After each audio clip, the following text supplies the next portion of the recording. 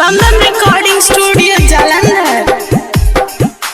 हमें बजावे ये बोल जवा नचमो गछोरी मारी के पौआ म्यूजिक बाय डिविलियर्स मारी के पौआ सिंगिंग बाय संजय माही। चली जे बहु ससुरा रे यार मुँह करिए न तू जवा। चली जे बहु ससुरा रे यार मुँह करिए न तू जवा। रे जनुआ करिए न तू जवा। हमें बजावे ये बोल जवा नचमो गछोरी मारी के पौआ चली जे बहु ससुरा रे यार मुँह करिए न तू जवा।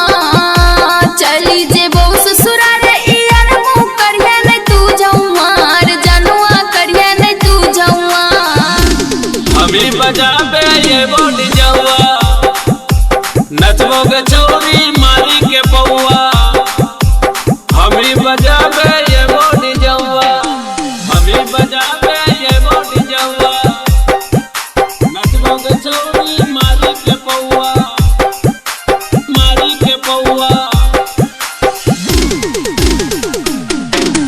म्यूजिक बाय डिविलियर्स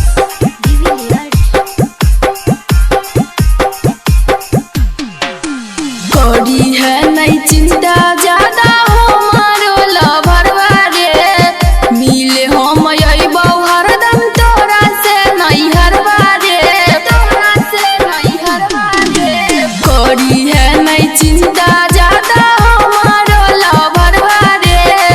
मिले हम अइबौ हरदम तोरा से नहीं हरवा रे। जदि नहीं एबी त हम जाबो तोर ससुरवा के चलल जाई छोरी कवन कसुरवा के जानी जइहे जब अइबौ घरवा भूलिहे जे कौआ। जानी जइहे जब अइबौ घरवा भूलिहे जे कौआ। हमें बजावे ये बोल जवा नचबो गछोरी मारी के पौआ हमें बजावे ये बोल जवा हमें बजावे ये बोल जवा नचबो गछोरी मारी के पौआ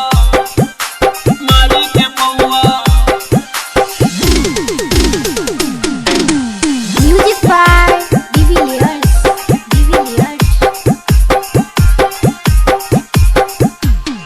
या के मोबाइलवा से रोज करबौ हमें बतिया रे। ललित लव हमर बचपन के संगतिया रे। बचपन के संगतिया रे। या के मोबाइलवा से रोज करबौ हमें बतिया रे। ललित लव हमर बचपन के संगतिया रे। संगतिया रे। झूठो के खैले रही किरिया कसम गे हमारा के छोरी कैलही दोसरा पसंद गे कही तोरे पापा पापा तोरे हमर बउआ। कही तोरे पापा पापा तोरे हमर बउआ। रे जनुआ तोरे हमर बउआ।